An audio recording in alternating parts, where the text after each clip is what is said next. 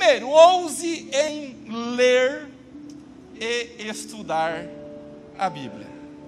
E nós temos várias histórias bíblicas, é claro, mas uma delas está em Atos capítulo 6 e capítulo 7, quando o primeiro diácono da história, Estevão, ele estava perante o Sinédrio, ou seja, perante as autoridades, e ele foi falando sobre a palavra de Deus. Ele evangelizou, não teve medo. Quando eu leio e estudo a Bíblia, primeiro, eu ouso a ver quem eu realmente sou. Porque a Bíblia vai nos trazer a clareza de quem nós somos. E uma das clarezas que a Bíblia diz é que todos somos pecadores. Isso contrasta com algumas coisas ou com algumas pessoas que elas se acham melhores do que outras pessoas. Diante de Deus, nós somos pecadores. Não existe nenhum ser humano, a não ser Cristo, é claro, que não pecou, que não tenha pecado, que não peque ou que não vá pecar ainda. Então a Bíblia vai nos trazer esta realidade, que lá de Romanos capítulo 3, versículo 23, que diz que todos pecaram e destituídos estão da glória de Deus. Traz então a clareza de quem eu sou. Quando eu leio e estudo a Bíblia, eu ouso a conhecer e entender a vontade de Deus para a minha vida. Uma vez um jovem me falou assim: ô Júnior, eu não sei qual é a vontade de Deus para a minha vida. E eu falei: por que não? Se eu entendo que Deus é um Deus vivo, que Deus é um Deus que olha, que Deus é um Deus que fala, que Deus é um Deus que tem propósito com cada um de nós, por que eu não sei qual é a vontade de Deus para a minha vida? Agora, a primeira forma, ou a forma sublime que Deus fala conosco, é através da sua palavra. A mesma Bíblia que diz que eu sou pecador, é a Bíblia que diz que Jesus deixou a sua glória, veio em terra, viveu como nós, e Ele morreu, mas Ele ressuscitou, e pela sua morte, pelo sangue derramado na cruz do Calvário, os meus pecados podem ser perdoados para a glória de Deus. Em 1 João capítulo 1, versículo 7, nos afirma: mas o sangue de Jesus nos purifica de todo o pecado.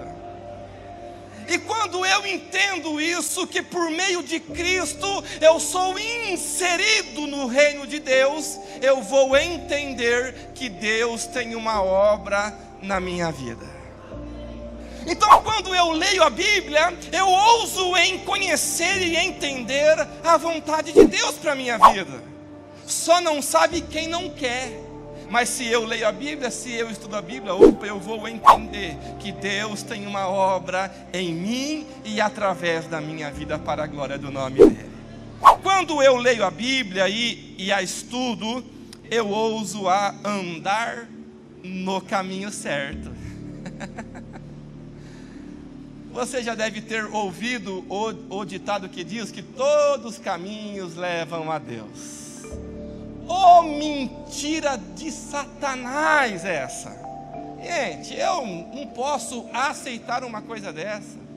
Como que a traição, a prostituição, o adultério, lascívia, os vícios, como que isso pode me levar perto de Deus?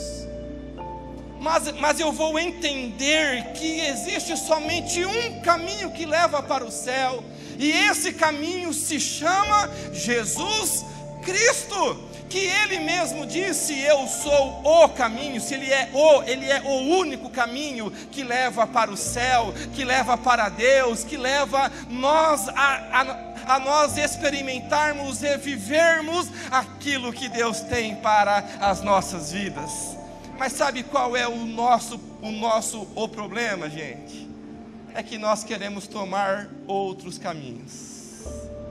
E vai me dizer que por causa de uma escolha sua, você já não teve as consequências ruins.